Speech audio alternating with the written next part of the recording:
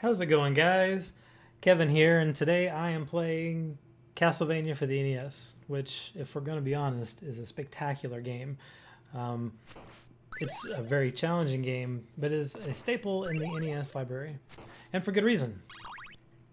It has incredible gameplay, really, really good music, in my opinion, and pretty good graphics. You know, they're not the best graphics that the NES ever put out, but pretty solid.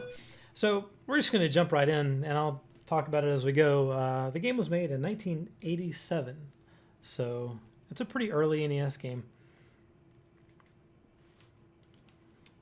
And here we go. So today I'm playing the Wii Virtual Console version of the game. We're just going to jump right in. And so the beginning of this game, you start right outside Dracula's castle.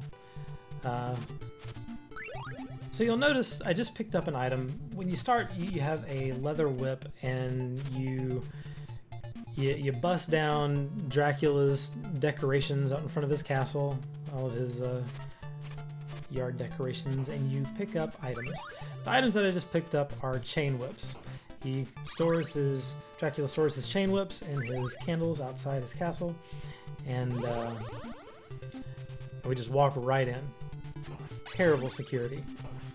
I guess he's sort of banking on the zombies right inside the door to keep people out. But Simon Belmont is not to be scared off by a few zombies, or other monsters for that matter. So this game, the premise behind this game is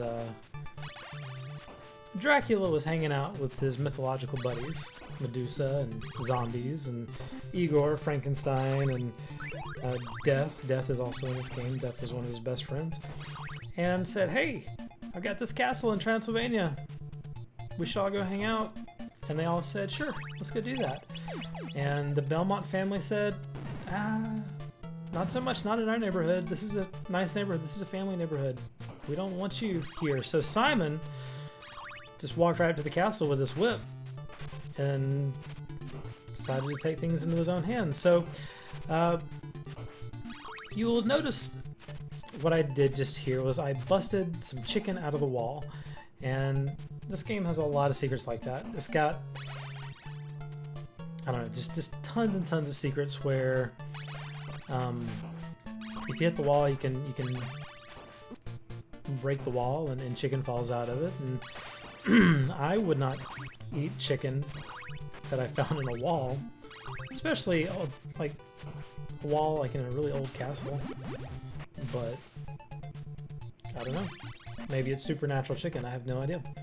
So we just make our way through, and the first boss of this game is just a standard bat. So not really anything special. The special bosses, I think, start at the third level or second level. But we're just gonna go. I guess this is just sort of the foyer, or however you say it, area of Dracula's castle. It's a pretty big place. Okay, so here's the first boss, and I'm about to pick up an item that allows me to throw two items at once. And I, for some reason, picked up the holy water, which does me almost no good here. Oh, actually, never mind. I take that back. That actually did a lot of good. The holy water is a nice item because you throw it and then it explodes on the ground, and it's honestly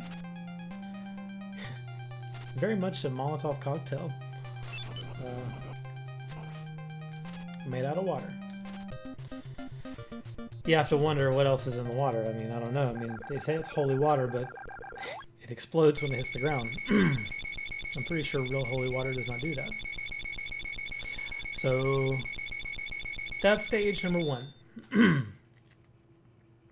We're just going to go on a tour of Dracula's castle. We're just going to walk around, walk through the rooms, poke our head here, and just hang out here and there. And we have a suit of armor right there. Now this is kind of a weird secret. Doesn't really do much. It just gives us 2,000 points, I believe. But it's there. So, have the animated suit of armor and the bats. Dracula's got a bat problem, but I guess since he himself is a bat, it's not really a problem. Actually, I just thought about that. Maybe those are his offspring. That doesn't really make a lot of sense, but I don't know. Or his cousins. Those are probably his cousins. So no wonder he's unhappy with me. Killing all of his cousins. Or however they're related to him. Or they could all be vampires that have not turned, like they haven't gotten their full power yet, and yeah, I need to take care of all those bats, I think. So anyway, we have some Medusa heads flying at us and picking up money. Dracula likes to keep all of his money in the candles. Maybe he has a lot of stuff in his candles. Now this part is kind of tricky, because one thing you'll learn about this game is when you get hit, you get knocked back really far. So I'll give you an example. When you get hit, it knocks you a pretty long way. So if you're standing on a platform and you get hit, it is very likely that you'll be knocked off the platform and you'll fall into a bottomless pit, which, I mean, it's really not that far of a drop. I mean, if I'm walking up the ladder and I fall off that pit, fall into the pit, I would technically land right here, but since it's off the screen and the NES has memory limitations, to the NES, that is a bottomless pit. So, whew, that was close. So, making our way through. This music makes me feel very nostalgic. Lots of time spent playing this as a child. I think it just got extra life. Okay, so this item that I just picked up is a time stop item. When I use it, it stops time, and the enemies stop along with it for about 2 to 3 seconds. It is very useful. Very useful with the exception of one area. I don't have a lot of stories about this game, but one story that I do have is I was playing this with a friend and we had the stop item, and I was at the mummy boss of the game and I said, I'll just use the time stop item. My friend said it doesn't work, and sure enough, I used it and it doesn't work, and he said, well, I mean, that makes sense, it doesn't work. They're mummies, time's on their side. I'm not even sure what that means, but that's what he said, and I took him at his word, and you know, whatever. I think I was about 11 years old when that conversation happened, which I think is, I guess, par for the course when you're about 11 years old. But anyway, I have this time stop item, and it does not work on the mummies, but it does work on the boss here, which is a Medusa head. I've got an itchy nose.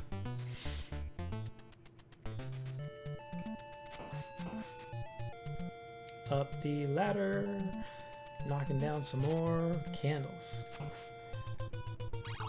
One thing I just noticed is this game has terrible lighting effects.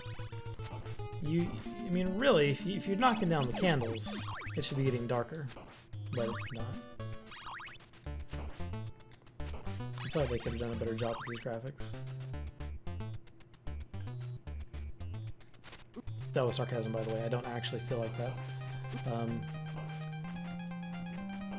I think this game is very nice looking, especially for having come out in 1987.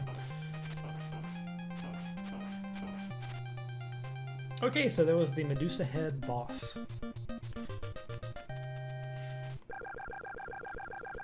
Onward to the next level!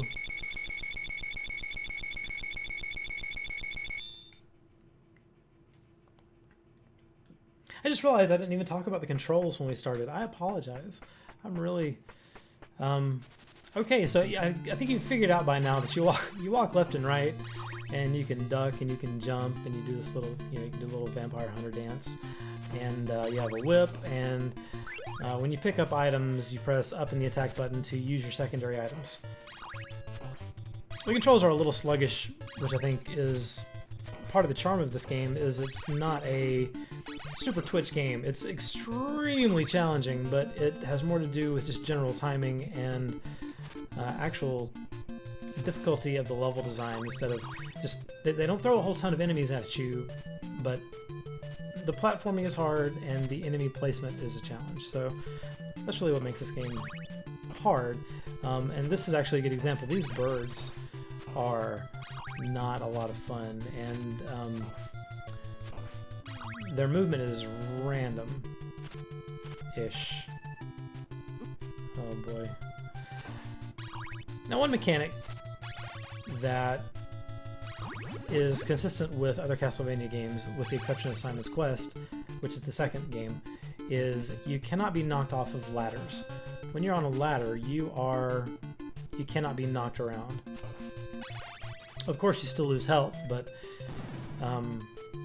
as I talked about before, when you get hit and you get knocked back, that doesn't apply when you're on a ladder. It does apply in Simon's Quest. If you're playing Castlevania 2, that is definitely an issue. If you're playing Symphony of the Night, that is also an issue. But as far as I know, those are the only ones where that is a thing. Get around these. I'm not too worried about those candles. I'm pretty sure they're just hearts. Now, the heart items that I keep picking up are... they're sort of like ammunition for my secondary item. So like right now, if I use the time stop, I just lost 5 hearts. And when you get down to 0 hearts, you can no longer use your item. It's pretty self-explanatory once it's explained.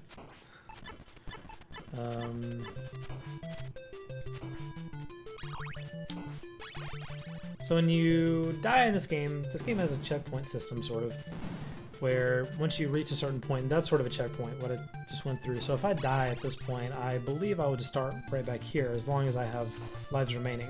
If I do not have any more lives remaining, I will start back at the beginning of this level. And as you can tell, this game doesn't have short levels. It's got fairly long levels, which is... I don't know, it makes finishing this game an exercise in patience. Because if you get really far in a level and then you run out of lives and then you have to make your way through the level, I mean, yeah, you've got unlimited continues, but it just is kind of draining. Like, it really, I don't know, it really hits your morale. Okay, so here are those mummies that I was telling you about. The time stop item does not work, so I'm going to pick the knife up, and I don't have much health, and I believe they're going to be able to hit me in 1 or 2 hits. Yeah, these guys are not easy. Actually, this is easier than I thought it was going to be.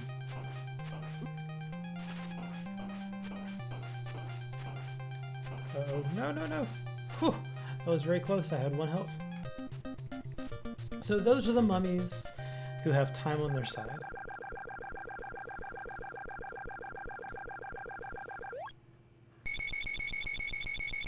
So I think this next level you go down. I believe so. It's been honestly a while since, yeah, you just fall into a hole. It's like, hey, there's a hole here. I think I'm gonna jump in this hole. Doesn't seem very smart, but you know, that it just is what it is. You would think that Simon would just want to keep going up, because I'm pretty sure Dracula's at the top of the castle. So lots of tricky platforming here. Those cave structures will knock you off your platform if you don't duck under them. And yeah, lots of opportunities to get hit in this section. See, again, I'm looking for secrets in the blocks. I guess we're just gonna walk through the garden now, where there is a bit of a bird problem. I'm not sure what these other guys are. They're just... I'm pretty sure the instruction book tells you what they are, but I don't have the instruction book, so I don't know. As part's pretty straightforward. There's no platforming. You just kill bad guys and walk to the right. Now this guy gives me a bunch of hearts when he dies, I think. No, you give me money. So they either drop money or they give you hearts. One of the two.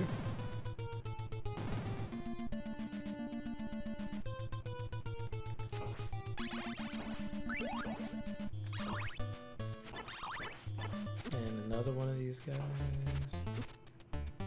Oh no! Please be a health. No, some money. I don't need money. I need health.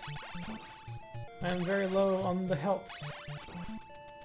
I think that might be a health.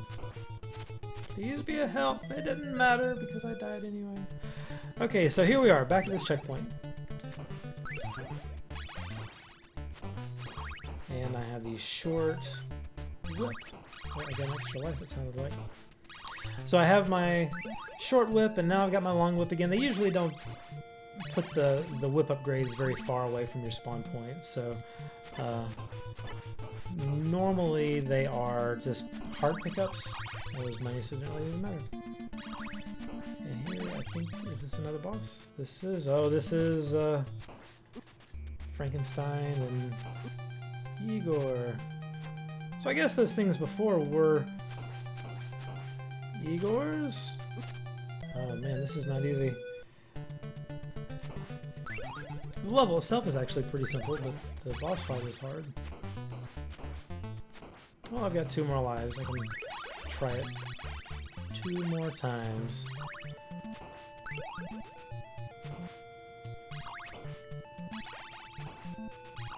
So it looked like Igor was throwing fireballs, so I need to watch out for those.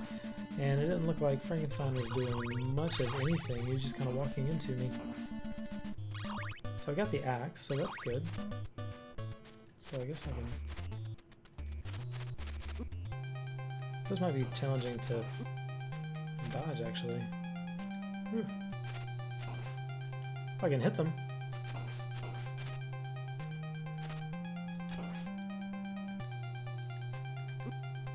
Man, stop hitting me. Jump! No! This is a tough boss fight. And I think this is really when the game starts getting hard. Up to this point it's been pretty easy, but then the difficulty ramps up. Oh wow, that was a lot of health. I got hit twice and I'm already on half health. Oh no! This is not turning out very well at all. Boy, I sure could use some chicken in a wall. Wall chicken.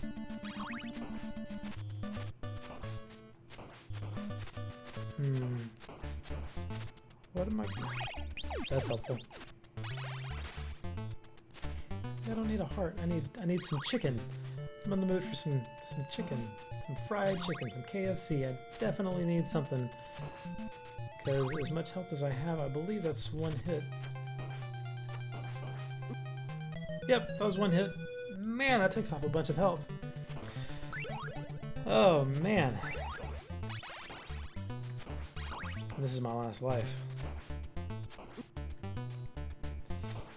I would rather not get hit a whole bunch on my last life trying to beat this boss.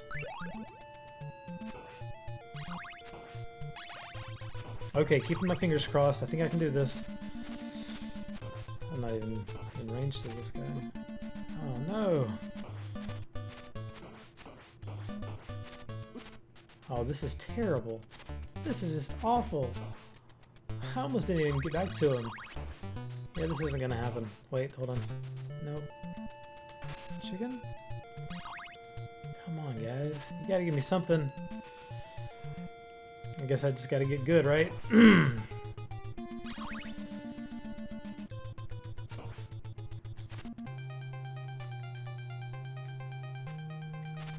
So if I just walk around and... No. Dodge that and...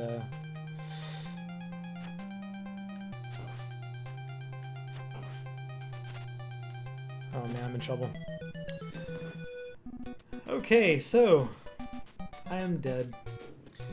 and I will continue, and I will show you where I start. So I'm back at this beginning of this level, which I don't really feel like playing through again. So I think I'm going to end my play session of Castlevania right there.